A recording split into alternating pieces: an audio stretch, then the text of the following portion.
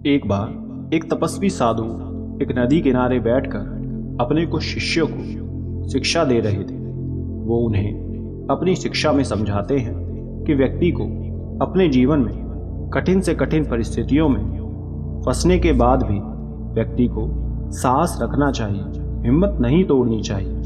तपस्वी साधु की बात सुन उनके शिष्य कहते हैं कि गुरुवर, ये उचित है कि हमें घबराना नहीं चाहिए, लेकिन जब विकट परिस्थितियां सामने आ जाएं, तो उस समय व्यक्ति घबरा ही जाता है।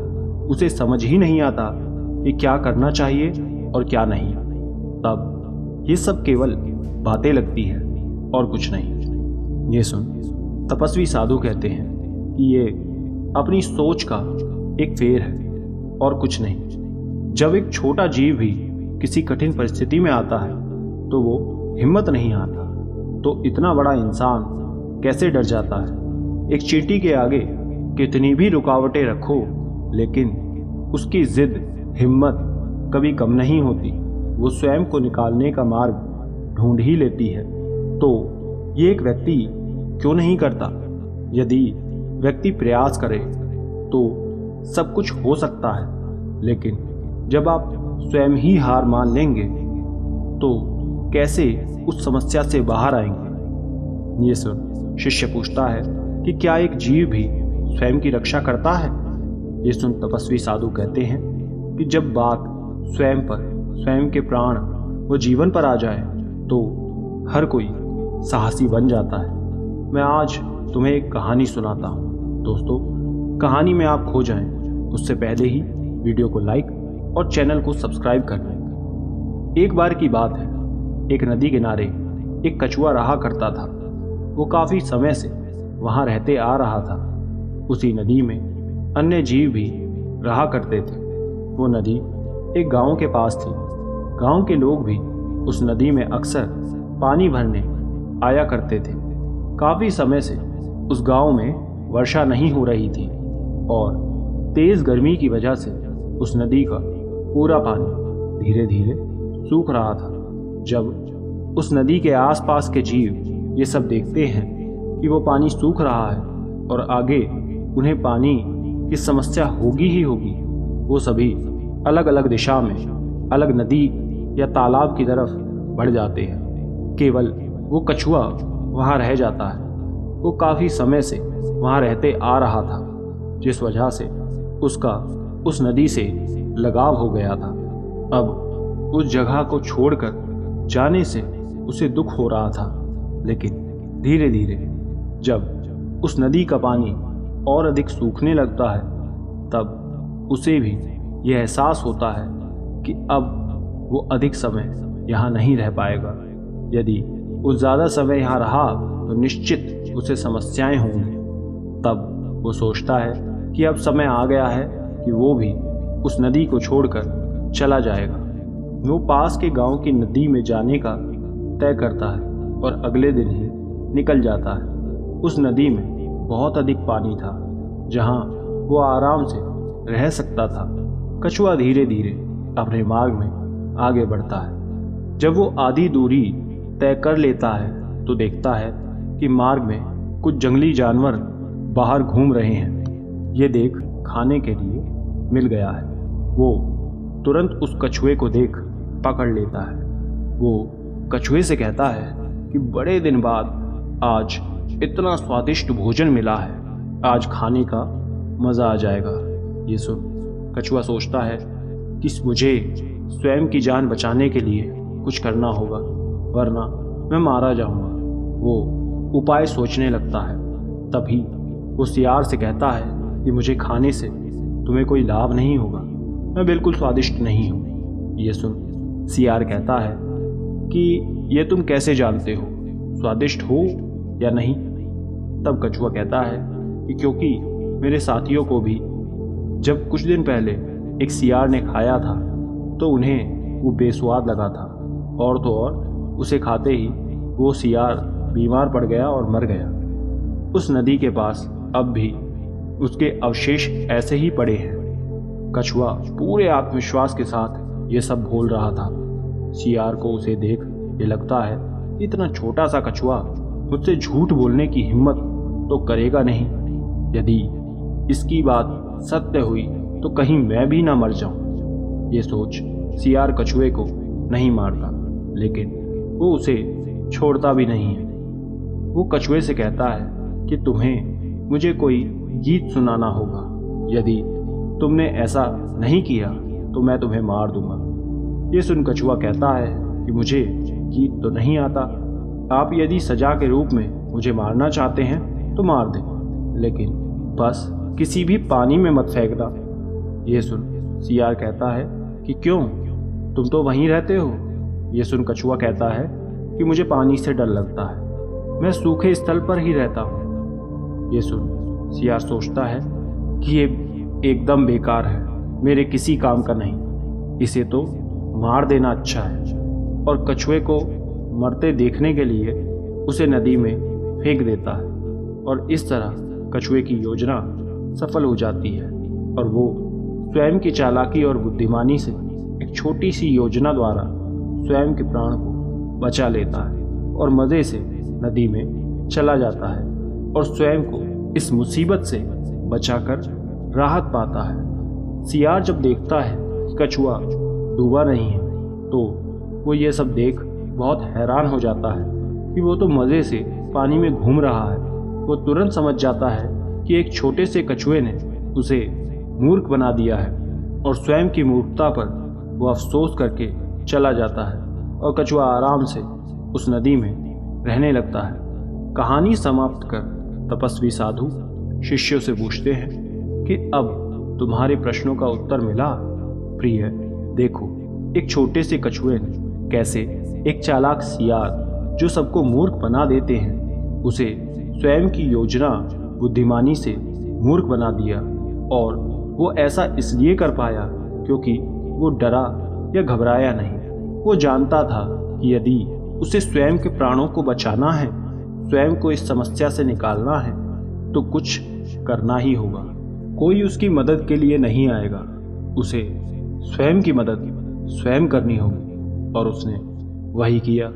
सही तरह से कठिन समय में सोच विचार कर धैर्य और हिम्मत के साथ स्वयं की परेशानी को ठीक किया, घबराया नहीं। यदि वो पहले ही सोच लेता कि वो अब मर जाएगा, स्वयं के प्राण नहीं बचा पाएगा, तो वैसा ही होता।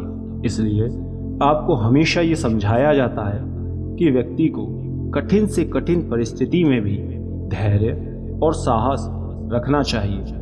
आप इसके द्वारा बड़े से बड़े संकट को भी ठीक कर सकते हैं। इसलिए कठिन समय में बुद्धि और धैर्य का प्रयोग करें। तपस्वी साधु की बात सुन वहाँ उपस्थित सभी शिष्यों को ये समझ आ जाता है कि जीवन में हमेशा हिम्मत रखनी चाहिए। यदि आप बहादुर हैं तो अपने जीवन में आपको किसी की आवश्यकता नहीं है। अतः इस कहानी से यही सीख मिलती है कि जीवन में हमेशा धैर्य और साहस रखना ही चाहिए। ये आपको जीवन में हर विकट परिस्थिति में हिम्मत देता है कि आप स्वयं को उस समस्या से बाहर निकाल सकें। दूर एक स्थान पर बहुत पुराना गुरुकुल था, जहां गुरु और उनके शिष्य वर्षों से शिक्षा के लिए आया करते थे। गुरु अपने सभी शिष्यों को शिक्षा के साथ साथ उन्हें जीवन में सही तरह से रहना, उसके आचरण को भी सही तरह से रखने की शिक्षा देते थे। एक बार गुरुजी ने अपने सभी शिष्यों को गुरुकुल का कुछ कार्य बता रखा था। कार्य मिलने के बाद सभी शिष्यों ने शुरुआत में तो सब सही तरह से मन लगाकर उस कार्य को किया, लेकिन जैसे जैसे कुछ दिन बीते वो सभी अपने कार्य में आलस करने लगे। वो अब कोई भी काम एक दूसरे को दे देते या उससे बचकर निकलने की कोशिश करते। जब गुरुजी ने ये सारा दृश्य देखा और पाया कि उनके शिष्य अब आलस करने लगे हैं, तब उन्होंने उन्हें समझाने हेतु एक उपाय सोचा। वो अगले दिन सुबह सुबह सभी शिष्यों को एक नदी किनारे भ्रमण करने ले जाते हैं। वहाँ के शांत माहौल में ही बैठकर सभी शिष्यों को उपदेश देने लगते हैं। वो सभी को कहते हैं कि आज मैं आपको एक कहानी सुनाता हूँ। शिष्य बहुत ही खुशी से कहानी सुनने बैठ जाते हैं कि आज उन्हें कुछ अलग सुनने को मिलेगा। दोस्तों, कहानी में आप लोग खो जाएं उससे पूर्व ही वीडियो को लाइक और चैनल को सब्सक्राइब कर लें। बहुत समय पहले की बात है। एक गांव के तालाब में बहुत सारी मछलियां रहा करती थी। वो सभी दो झुंड में रहा करती थी। उन दोनों ही झुंड की मछलियों का स्वभाव बिल्कुल अलग था। पहली मछली का झुंड सक्रिय था और दूसरी झुंड की मछलियां आलसी और मंदबुद्धि थी। वहीं पास के गांव में मछुआरे भी रहा करते थे। उन्हें जहां मछलियां मिलती वो उसे वहीं से ले आते और बाजार में बेच दिया करते। एक बार वो उस गांव के तालाब से होते हुए गुजर रहे थे। तभी एक मछुआरे की नज़र उस तालाब की मछलियों पर पड़ती है। उन्हें देख वो खुश हो जाता है कि उनके गांव में ही इतनी सारी मछलियां हैं। वो व्यर्थ ही बाहर ढूंढने जाते हैं। वो गांव में जाकर तुरंत ये बात सभी मछुआरों को बता देते हैं कि पास के ही तालाब में खूब सारी मछलियां हैं। वो सभी जब वहां जाकर देखते हैं तो उन्हें खूब सारी मछलियां दिखती हैं। तब वो तय करते हैं कि वो इस तालाब से सारी मछलियां कल आकर ले जाएंगे। वो आपस में चर्चा करके लौट जाते हैं। ये सारी बात तालाब की मछलियां भी सुन रही थी। वो सब आपस में ये बात करते हैं कि उनके ऊपर बड़ी समस्या आ गई है। उन्हें कुछ करना होगा। अब उन्हें ही स्वयं की अपने प्राणों की रक्षा करनी होगी, क्योंकि अब वो कहीं दूसरे तालाब पर भी नहीं जा सकते थे। जब ये सारी बातें हो रही थी तब मंदबुद्धि मछली का झुंड वहां ध्यान नहीं देते। उन्हें इस बात से कोई लेना देना ही नहीं था। वो एकदम शांत थे। समय कम था और मछलियों के लिए मुसीबत आ खड़ी थी। सभी मछलियां उस पर विचार विमर्श करने लगते हैं। जिस समय ये योजना बना रहे होते हैं तभी मंदबुद्धि मछलियों का समूह कहता है कि सभी व्यर्थ की चिंता कर रहे हैं। अभी सिर्फ मछुआरे ऐसा बोलकर गए हैं, कल क्या पता ना आए। हम क्यों अभी से परेशान हो, हमें शांति से रहना चाहिए। इतना कहकर वो वहां से चली जाती है। सभी मछलियां ये समझ जाती हैं कि ये इस बार भी नहीं सुनेगी। अगले दिन सुबह सुबह ही मछुआरे जाला लेकर आ जाते हैं और पानी में उसे डाल देते हैं। जाला पड़ते ही सब मछलियां उसमें फंस जाती हैं। वो उसे तुरंत ऊपर खींच लेते हैं। बाहर आने के बाद सभी सक्रिय मछली अपनी योजना को अंजाम देते हैं। वो सभी इस तरह करते हैं कि जैसे कि वो मर गई हैं। एक भी जीवित नहीं है। वो बिल्कुल हिलते नहीं हैं। वहीं दूसरी तरफ मंदबुद्धि मछली और उसका समूह बाहर निकलने के बाद जीवित रहते हैं। वो कुछ भी नहीं करते, क्योंकि योजना बनाने के समय उन्होंने किसी भी बात पर ध्यान नहीं दिया था और वो हिल रहे थे। सभी मछलियों को देख मछुआरों को लगता है कि ये आधी मरी हुई मछलियां हैं, इन्हें पकड़ना व्यर्थ है। वो सभी मरी प्रतीत हो रही थी। वो सभी मरी हुई मछलियों को हटाकर वापस जाल से पानी में फेंक देते हैं और इस तरह उनकी योजना सफल हो जाती है और सभी अपने प्राणों को बचा लेती हैं और फिर जीवित मछलियों को वो ले जाते हैं। और तब उन मंदबुद्धि मछली और उसके समूह को यह एहसास होता है कि उन्हें इस तरह से व्यवहार नहीं करना चाहिए था। यदि उस समय उन्होंने भी आलस को हटाकर परिस्थिति को हल्के में नहीं लिया होता और थोड़ी सी सक्रियता दिखाई होती तो वो भी पानी में सुरक्षित होती। लेकिन अब अफसोस करके कुछ भी नहीं मिलना था, क्योंकि अब वो फंस चुकी थी। वो भी ऐसे कि वापसी का कोई मार्ग नहीं था। इस कहानी से क्या समझ आया?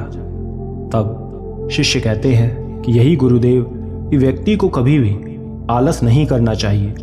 अक्सर कभी कभी किया गया आलस हमारे लिए मुश्किल खड़ी कर देता है और हम उसके आदी हो जाते हैं। ये सुन गुरुजी कहते हैं कि आपको भी इसी तरह स्वयं के जीवन से आलस का त्याग कर देना चाहिए और स्वयं के सारे कार्य खुद करने चाहिए ध्यान से, क्योंकि सक्रिय व्यक्ति हर समय हर परिस्थिति के लिए स्वयं को तैयार रखता है। गुरु की बात सुन शिष्य को समझ आ जाता है कि उन्हें हर समय स्वयं को सक्रिय रखना है। दोस्तों, क्या आपको ये बात समझ आई?